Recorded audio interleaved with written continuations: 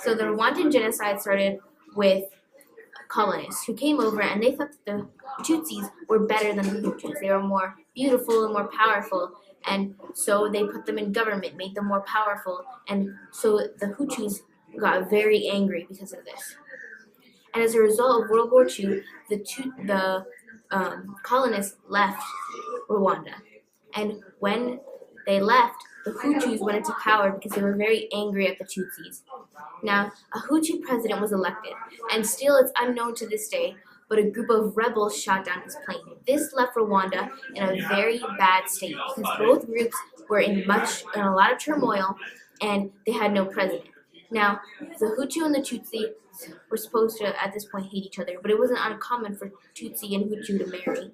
And so the reason that so many women were raped is because they wanted to create a next generation, and and they didn't want like those Hutu and Tutsis to marry to actually be married or have children. Then, as a result, the radio stations started calling the Tutsis names and started making them less than. And in a span of 8 days, 250,000 Tutsis were dead, and an estimated 100 to 250,000 had been raped during the genocide. Now, the killers are starting to be convicted, and many people of the Rwanda genocide, women, were victims of sexual violence. In 1954, when there was an estimated 100 to 250,000 people raped. The genocide killed many people, and rape also destroyed many people's lives. There was a very big stigma about being raped that caused families to have to leave communities because they were raped, and they left behind food, resources, housing, because they were raped. This also caused the families a lot of turmoil, and they were very terrorized because of what had happened to them. And there was not enough psychologists to help deal with that. And a lot of women and children had HIV and AIDS as a result of the rape, and there was not enough doctors to help them. The reason that Rwanda needs to be equal is so that these women can be helped, and their lives can be changed.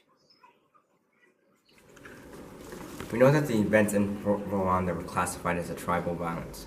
No one was able to accept this event because of political reasons.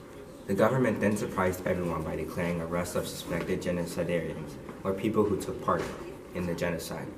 A lot of people were affected by this event, but they found themselves living with the people who murdered their families and physically hurt them, sometimes in the same home. Radio stations broadcasted to Rwanda to welcome the returnees of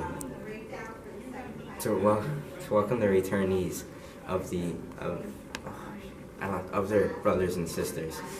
The president's message was endlessly repeated. The Rwandan people were able to live together for 600 years, and there's no reason why they can't live together in peace again. That's easy to say in my opinion, but among the survivors, who in 1994 had helped others at their own risk, they had hard times accepting this event.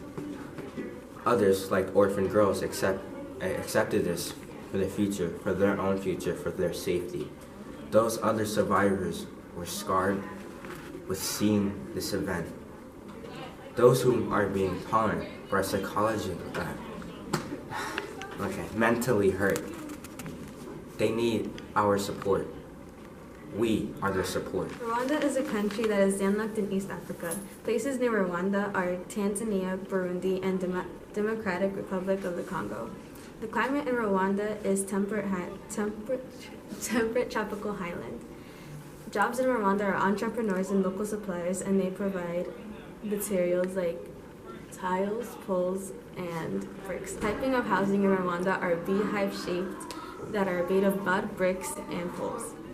Rwandans didn't want orphans in their community, so the easiest thing to do was to send them to orphanages or send them to neighbors, and sending children to other people's houses were part of culture. Children were low priority in Rwanda, and so the simplest thing to do was to send them to orphanages, and the government wants to rebuild their country, and so that's why children are low priority, and they plan on closing orphanages in 2020.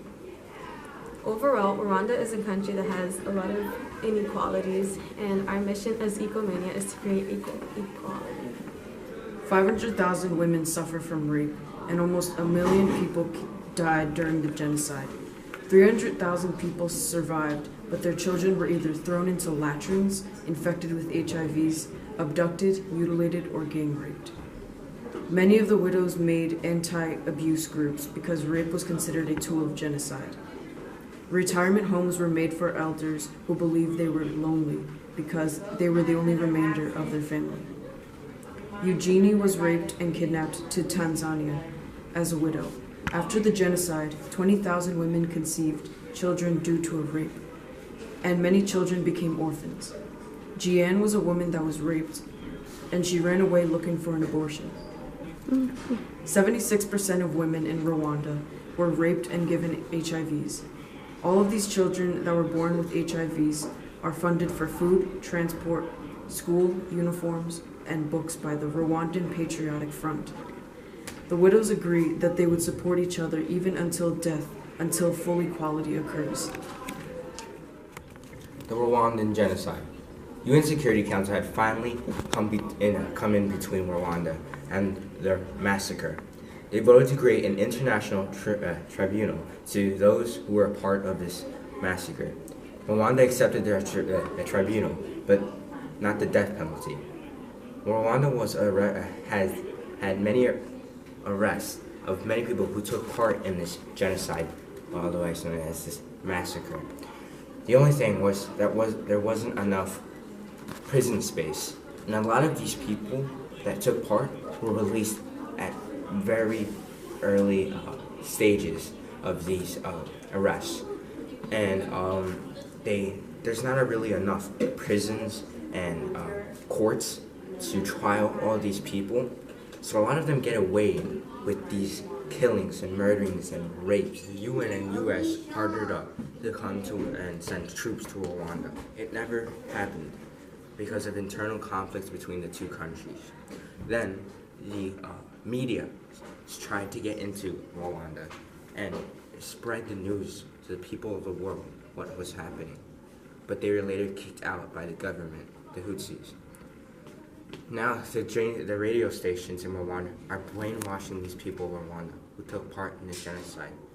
We are their voice, and we can be that change.